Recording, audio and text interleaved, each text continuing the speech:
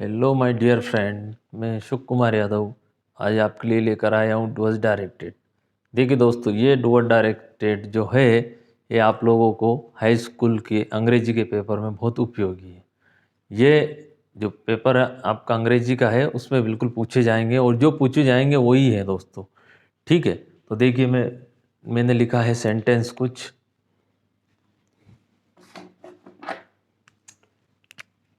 He did his work well. ठीक है, अभी कह रहा है चेंज इनटू नेगेटिव। तो दोस्तों इसको नेगेटिव चेंज करना है, यानी कि नकारात्मक बनाना है। तो किस प्रकार बनेगा, देखिए ही डिड तो आपका रहेगा ये डिड नॉट, ये वाला डिड का डू हो जाएगा हिज वर्क वेल। ठीक है दोस्तों, अगला सेंटेंस क्या आपका, the boy is my cousin, the boy has won the race। Combine the sentence into relative clause, यानी कि ये संबंध बताना है दोनों सेंटेंस को जोड़ने के बाद। यानी कि वो कह रहा है कि जो वह मेरा कज़न है, वो लड़का जो रेस को जीता है, तो हमको इसको संबंध बताना है, दोनों सेंटेंस को एक सेंटेंस करना है। तो उसका सेंटेंस कैसे जुड़ेगा, देखिए दोस्तों, the boy is my cousin, इसमें एक चीज जुड़ जाएगा who has won the race. यानी कि सेंटेंस इस प्रकार बन गया कि वह जो रेस जीता है वह लड़का मेरा कजन है, यानी कि मेरा रिश्तेदार है। ठीक है दोस्तों, अगला क्या कह रहा है, he has taken T, change into interrogative. Interrogative यानी कि प्रश्नवाचक, प्रश्नवाचक बनाना है। तो क्या करना है, देखिए दोस्तों इसमें क्या है, हेल्पिंग वर्ब पहले से दी गई है।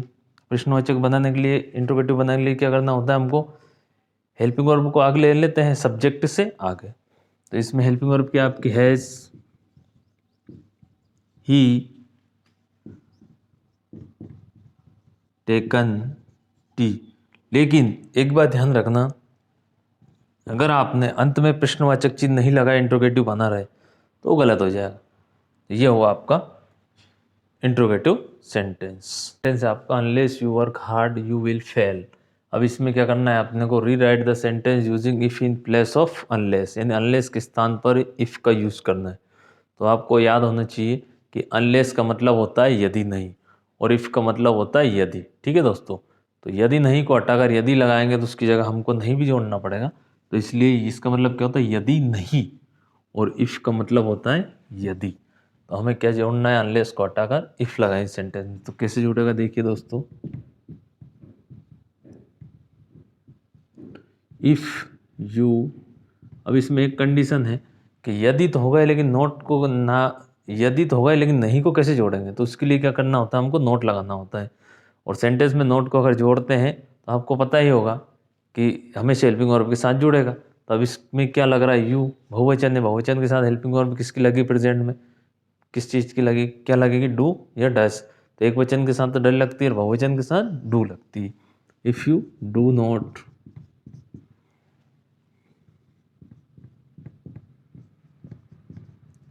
Work hard you will fail. ये सेंटेंस हो गया आपका। ठीक है दोस्तों, अगला क्या है, he teachers Hindi, change the sentence into passive voice. Active voice से पैसिव वॉइस बनाना है। अब आपको मैं बता दूं पैसिव वॉइस में क्या होता है कि हमेशा कुछ कंडीशन होती है कि हेल्पिंग वर्ब का हमें ध्यान रखना पड़ता है। हेल्पिंग वर्ब से मतलब कि अगर प्रेजेंट सिंपल का अगर सेंटेंस है तो प्रेजेंट कंटिन्यूस की हेल्पिंग वर्ब हमें उसकी आवश्यकता लगती है। और प्रेजेंट सिंपल अगर पास्ट का सेंटेंस है तो पास्ट कंटिन्यूस की हेल्पिंग वर्ब की हमें आवश्यकता है।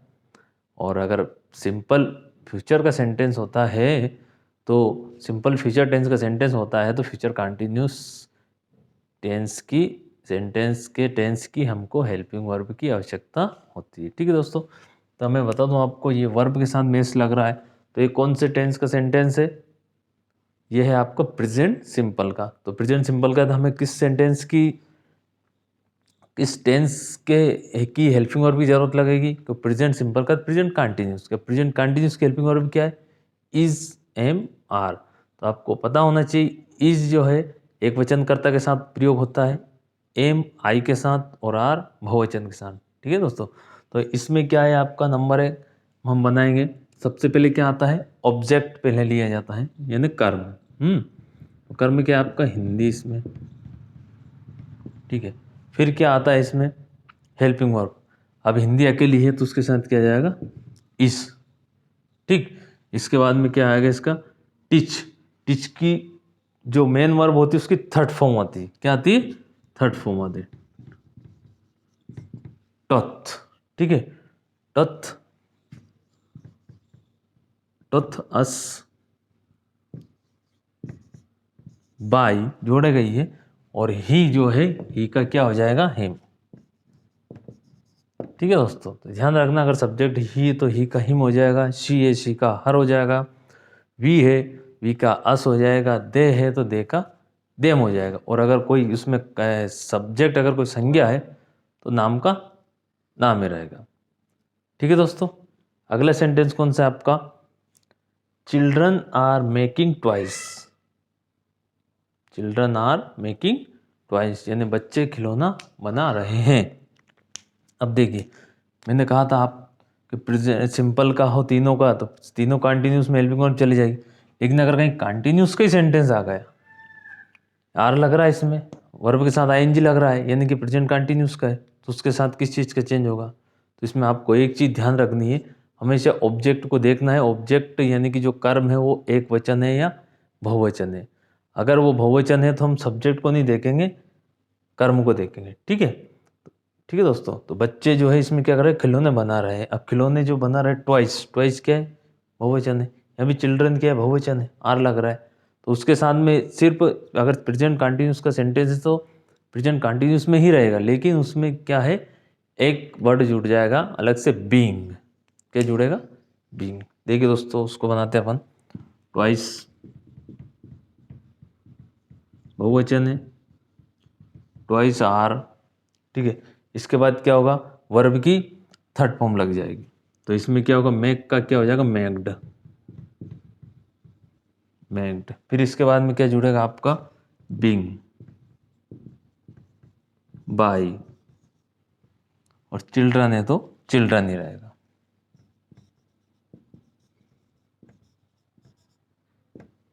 ये बन गया दोस्तों आपका टू नेगेटिव। ठीक है दोस्तों, सेंटेंस क्या है, शी शट द डोर। अब इसमें क्या कर रहा है, चेंज इनटू नेगेटिव। ठीक है दोस्तों, तो ये जा रहा है आपका पास्ट में। ठीक है, यानी उसने शटर को बंद कर दिया यानी कि पास्ट में पहुंच गया। ठीक है, तो पास्ट को आप नेगेटिव बनाने के लिए किस चीज़ का यूज होता है हेल्पिंग वर्ब में, अगर सिंपल पास्ट का सेंटेंस है तो उसको नेगेटिव बना रहा है तो उसके लिए डिड का यूज होगा। किसका, डिड का। ठीक है दोस्तों, तो कैसे क्या बनेगा इसका, देखिए, शी डिड नॉट। ठीक है दोस्तों, क्या होगा, she did not shut the door. ये आपका सेंटेंस होगा। ठीक है, अगला क्या कह रहा है, she lived in Shivpuri, change into interrogative. यानी कि ये सेंटेंस अफर्मेटिव यानी सकारात्मक वाक्य। अब इसको क्या करना है अपने को, इंट्रोगेटिव करना है। इंट्रोगेटिव यानी प्रश्नवाचक। ठीक है दोस्तों, प्रश्नवाचक वाक्य बनाना है। तो प्रश्नवाचक बनाने के लिए किस चीज़ की आवश्यकता होती है हमको, हेल्पिंग वर्ब की। अब इसमें कहीं पर भी हेल्पिंग वर्ब नहीं है तो हम कैसे पहचानेंगे इसमें कौन सी हेल्पिंग वर्ब लगेगी। तो मेन वर्ब में कौन सी फॉर्म लग रही है इसमें, देखिए दोस्तों, थर्ड फॉर्म लग रही। तो यानी कि ये कौन से टेंस का सेंटेंस है, पास्ट सिंपल का। ठीक है, तो उस पास्ट सिंपल की जो हेल्पिंग वर्ब है नेगेटिव सेंटेंस बनाने के लिए वो कौन सी है, वो है डिड। ठीक है दोस्तों, कौन सी, डिड। अब आपको पता होना चाहिए नेगेटिव सेंटेंस बनाते हैं तो उस हेल्पिंग वर्ब के साथ में नोट लगा देते हैं तो नेगेटिव बन जाता है।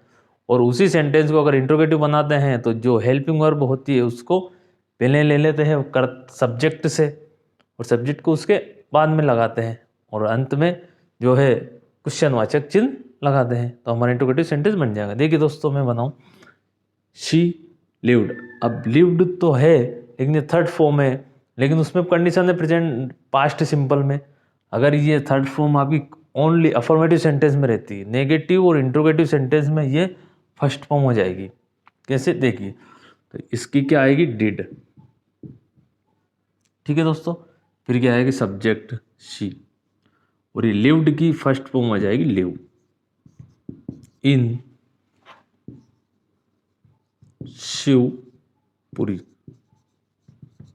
और अंत में प्रश्नवाचक चिन्ह लग जाएगा। ये दोस्तों आपका सेंटेंस कंप्लीट होगा। ठीक है, सिर्फ आपको ध्यान रखना है, पहले तो आप सेंटेंस को पहचानो कौन से टेंस का सेंटेंस है। अब इसमें क्या है, सीधी सी बात, वर्ब की थर्ड फॉर्म में सेंटेंस पहचान लिया हमने कि पास्ट सिंपल का है। अब पास्ट सिंपल का हमें याद होनी चाहिए कि हेल्पिंग वर्ब जो है नेगेटिव बनाते समय, इंट्रोगेटिव बनाते समय यूज होती है, इसकी अफर्मेटिव सेंटेंस में यूज नहीं होती। तो इंट्रोगेटिव नेगेटिव बनाने के लिए किस चीज़ का यूज, कौन सी हेल्पिंग वर्ब, इसकी डिड है। ठीक है ना, तो नेगेटिव अगर बना रहे हैं तो डिड के साथ नोट लगा देंगे, इंट्रोगेटिव बना रहे हैं तो नोट को हटा देंगे, डिड का यूज कर लेंगे बस। ठीक है ना दोस्तों। अगला कौन सा है आपका, अनीता रीड द रन, आपको चेंज इनटू नेगेटिव। तो अब देखिए दोस्तों, इसमें कुछ अनीता भी दिख रही है हमको, रीड के साथ में एस नहीं लग रहा है, तो ये सेंटेंस हम ये भी मान सकते हैं कि प्रेजेंट सिंपल का भी हो सकता है या नहीं भी। लेकिन उसके लिए हमको ध्यान रखना, अगर यहाँ पर एस होता तो हमको वर्ब के साथ नेगेटिव बनाते समय हेल्पिंग वर्ब के रूप में डस का प्रयोग करना होता है। ठीक है, लेकिन यहाँ पर एस नहीं है, तो इसलिए किस चीज़ का प्रयोग होगा, डू का। तो अनीता डू नॉट भी लिख सकते हैं, डोंट भी लिख सकते हैं। ठीक है, Anita do not read the Ramayana everyday.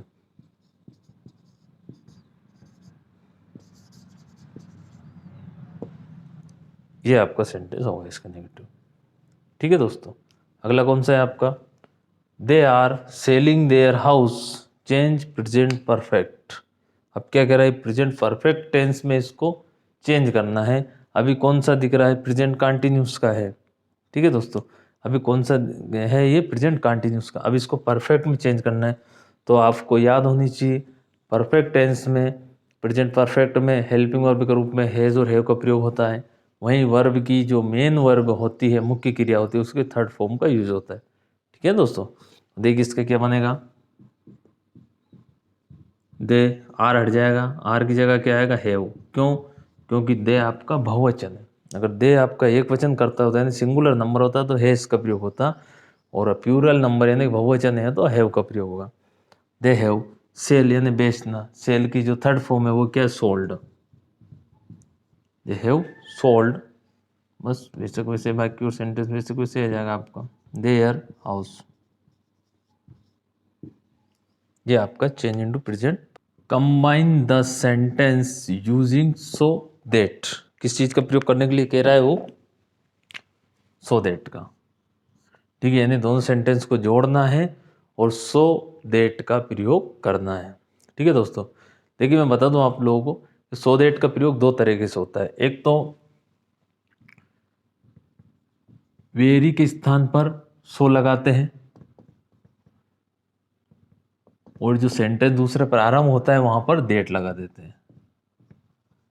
और एक सो दैट का प्रयोग होता है वो टू टू, टू और टू, यानी कि रिमूव टू टू, इस टू की जगह सो लगा देते हैं और इस डेट, इस छोटे टू की जगह डेट लगा देते हैं। टू टू यानी टू टू को रिमूव करके सो डेट लगाते हैं, और एक सो डेट जो होता है वेरी की जगह तो सो लगा देंगे, दूसरा सेंटेंस जहाँ से प्रारंभ होता है वहाँ पर डेट लगाकर पूरे सेंटेंस को हम जोड़ देंगे। इसी प्रकार इसमें भी यही है। देखिए दोस्तों, अमन इज, ये सो को हम हटा देंगे और यहाँ पर लिख देंगे, वेरी को हटा देंगे और यहाँ पर आ जाएगा आपका सो। ठीक है, अमन is so intelligent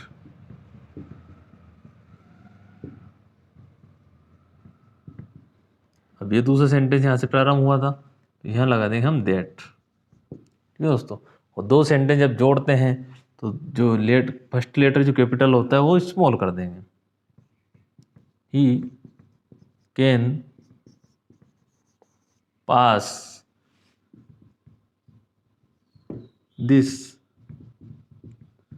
exam easily. ये सेंटेंस हो गया आपका। ठीक है दोस्तों। अगला कौन सा है? सी स्पीक्स द ट्रूथ, ये सदा सत्य, वह सत्य बोलती है, वह सत्य बोलती है। अब इसमें क्या कह रहा है? Change into negative. देखिए वर्ब के साथ में क्या लग रहा है आपका? एस। वर्ब के साथ एस ही एस लगता है तो आपको पता ही है वो सेंटेंस होता है प्रेजेंट सिंपल का। तो उसके लिए नेगेटिव बनाने के लिए किस चीज़ का यूज़ होता है हमारा? डू और डस का। जैसे आपको पता है कि डू का प्रयोग करता अगर आपका बहुवचन है तो नेगेटिव बनाने के लिए प्रयोग होगा, और अगर करता आपका एक वचन है तो डस का प्रयोग होगा। ठीक है ना दोस्तों? तो इसका क्या बनेगा? आप शी क्या कह रहा है वो? नेगेटिव बनाना ना अपने, वो नेगेटिव सेंटेंस नकारात्मक बनाना। शी यहाँ क्या आ जाएगा? Does not. और एक कंडीशन और ये है, जो ये वर्ब के साथ जो ए से यस लगता है वो नेगेटिव बनाते समय हटा दिया जाता है। ठीक है ना दोस्तों? She does not speak the truth,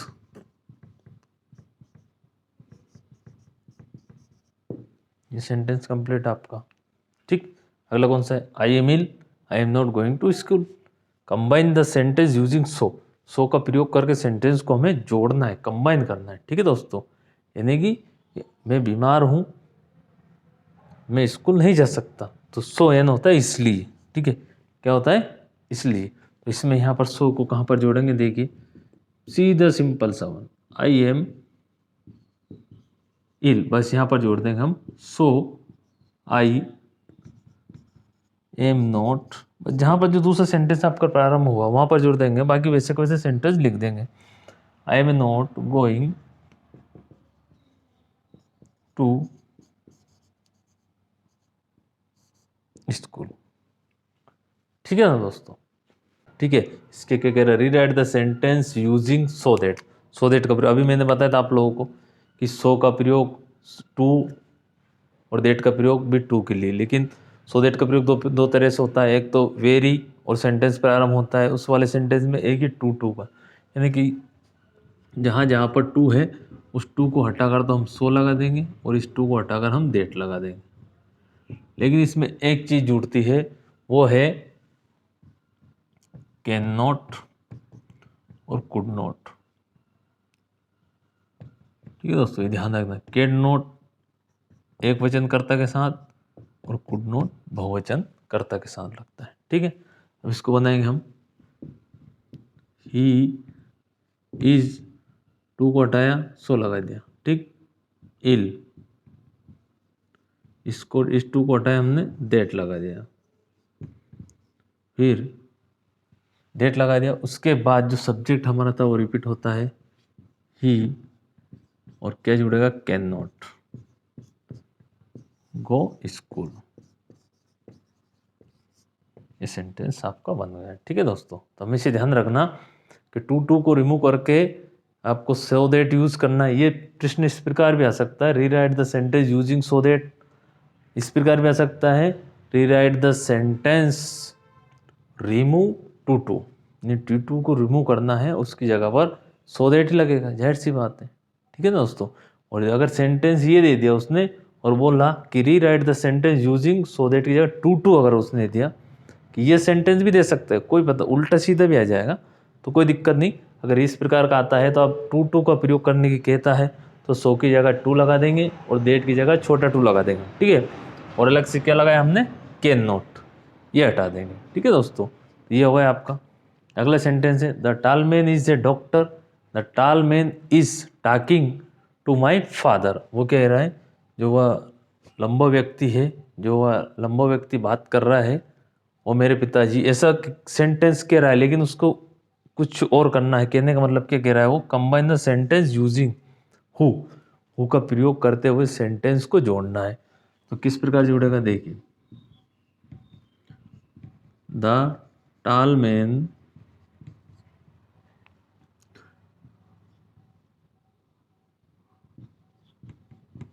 who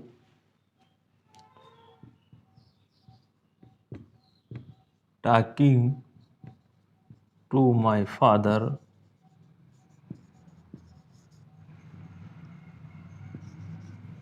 ठीक है, इज ए डॉक्टर। ठीक है दोस्तों, ये बन गया कि वह जो लंबा व्यक्ति है बात कर रहा है, टॉकिंग, वह जो लंबा व्यक्ति मेरे पिताजी से बात कर रहा है वो डॉक्टर है। ठीक है दोस्तों, ये हो गया। अगला कौन सा है? He is rich, he is not happy. इसको कह रहे हैं combine the sentence using yet. Yet तो इसमें क्या होगा? ही इज रिच, येट जुड़ जाएगा, ठीक। और अगला सेंटेंस वैसे को वैसे ही इज, ये नोट हट जाएगा और हैप्पी का अनहैप्पी हो जाएगा।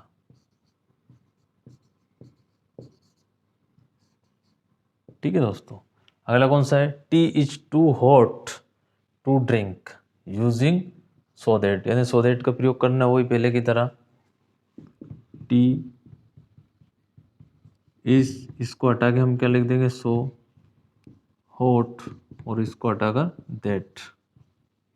लेकिन देखिए इसमें क्या टी है, टी जो है इसमें टी को करता नहीं माना गया। अगर कुछ भी करता नहीं होता तो उसकी जगह क्या लेते हैं हम? टी को अगर पीते हैं तो उसमें क्या आएगा? आई, क्या आएगा? आई। अब आई जो है एक वचन है बहुवचन है? बहुवचन है, तो बहुवचन के साथ में मैंने बताया था आपको टू टू का प्रयोग होता है। टू टू रिमूव के साथ सो दैट का होगा, तो कैन नॉट कुड नॉट का प्रयोग होता है। तो आई है, अब आई के साथ कैन नॉट का प्रयोग होगा या कुड नॉट का? आई के साथ होगा कुड नॉट है। क्यों? क्योंकि आई बहुवचन है। आई कुड नॉट भी लिख सकते हैं, कुडंट भी लिख सकते हैं इसको, ठीक है। Could not drink,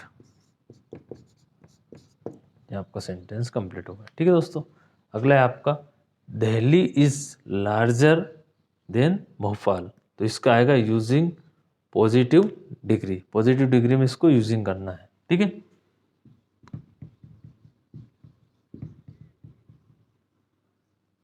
Delhi is largest than Bhopal. ठीक है दोस्तों, अगला है unless if friends we shall go to school using if in place of unless. Unless के स्थान पर यूज का प्रयोग करना है तो कैसे होगा? देखिए, अनलेस को हटाएंगे, इफ लगाएंगे, इफ इट। देखिए मैंने पहले यहाँ पर टू नॉट लगाया था क्योंकि कर्ता के हिसाब से, लेकिन इसमें पहला सेंटेंस नेगेटिव नहीं होगा, दूसरा सेंटेंस नेगेटिव होगा। क्या होगा? वी शेल का क्या हो जाएगा? बहुवचन है तो शेल का क्या हो जाएगा? शुड हो जाएगा। Should not go to school.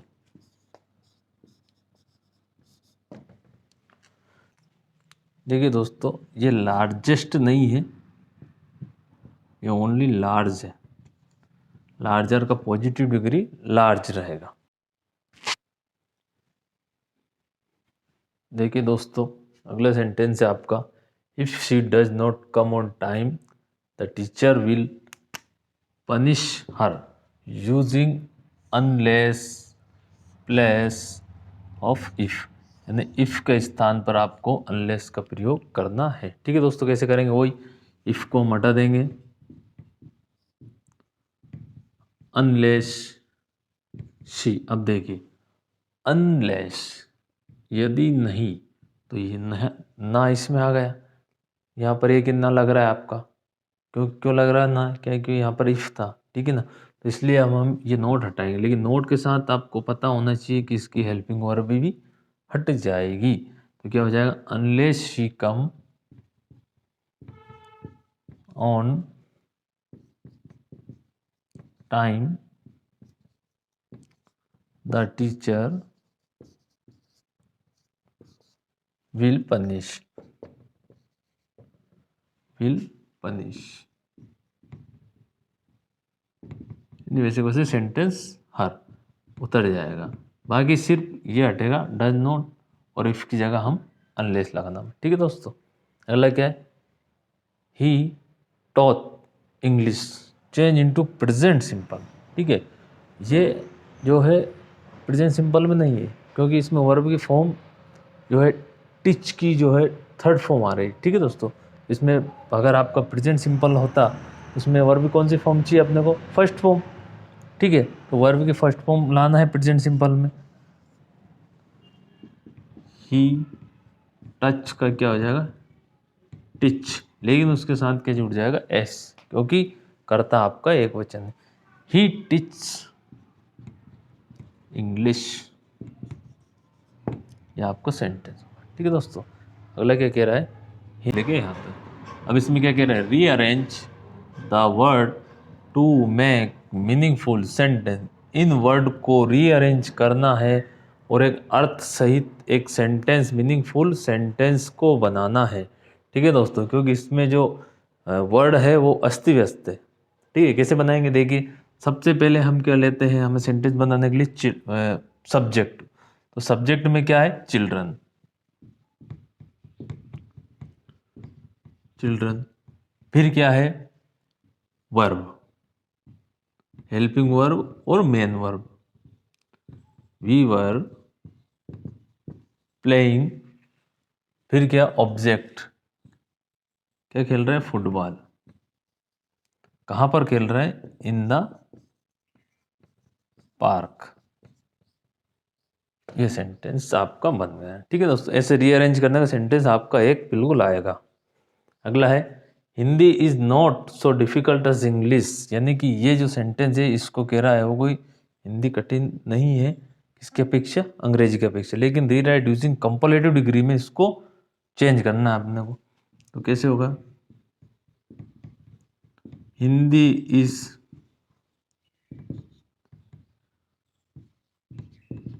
easier than English.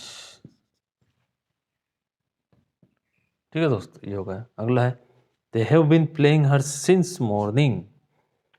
वे जो they have been playing her since morning, यानी कि ये जो सेंटेंस है उसको क्या कह रहा है? Change the sentence into past perfect continuous. ठीक है दोस्तों, ये कौन से टेंस का? ये प्रेजेंट परफेक्ट कंटिन्यूस का है। ठीक है, यानी कि वो सुबह से जो है वो खेल रहे हैं। अब इसको अपने को करना है पास्ट परफेक्ट में। तो क्या करेंगे? पास्ट परफेक्ट की हेल्पिंग वर्ब भी क्या है? आपको याद होनी चाहिए। उसकी परफेक्ट जो है हेल्पिंग वर्ब है ओनली, सिर्फ हेड। चाहे करता है एक वचन हो या बहुवचन हो, हेड ही लगे बस। द हेड बीन, बाकी वैसे के वैसे पूरा सेंटेंस उतर जाएगा। Playing her since morning. ठीक है दोस्तों, तो ये थे आपके डूअर्स डायरेक्टेड। लगभग ये 25 चॉइस है दोस्तों डूअर्स डायरेक्टेड, और बिल्कुल इसी में से ये आएंगे जो आपके एग्ज़ाम में इंग्लिश के पेपर में आएंगे। ठीक है दोस्तों, तो इसको प्लीज़ ध्यान से पढ़े, ध्यान से देखें। और अगर इसके अलावा एक मैंने इससे पहले अभी वीडियो अपलोड किया है, वो फिलिंग इन द ब्लैंक्स का है, तो उसको भी देखें दोस्तों, क्योंकि फिलिंग इन द ब्लैंक्स आपके पेपर में उसी में से आएंगे, और डूअर्स डायरेक्टेड बिल्कुल इसी में से आएंगे, इससे बाहर नहीं जाएंगे। ठीक है दोस्तों, इसके अलावा अगर आप लोगों ने चैनल को सब्सक्राइब नहीं किया तो प्लीज़ चैनल सब्सक्राइब कीजिए, एवं बेल आइकन को बिल्कुल बेल आइकन बटन को दबाइए, ताकि हम जो दूसरा वीडियो आपके लिए जो भेजेंगे उसका नोटिफिकेशन आपको पहले मिले, ताकि आप देख सके वीडियो को, और अपने जो परीक्षा में जो भी उपयोगी सहायता हो आप लोगों को मिल सके। ठीक है दोस्तों, धन्यवाद।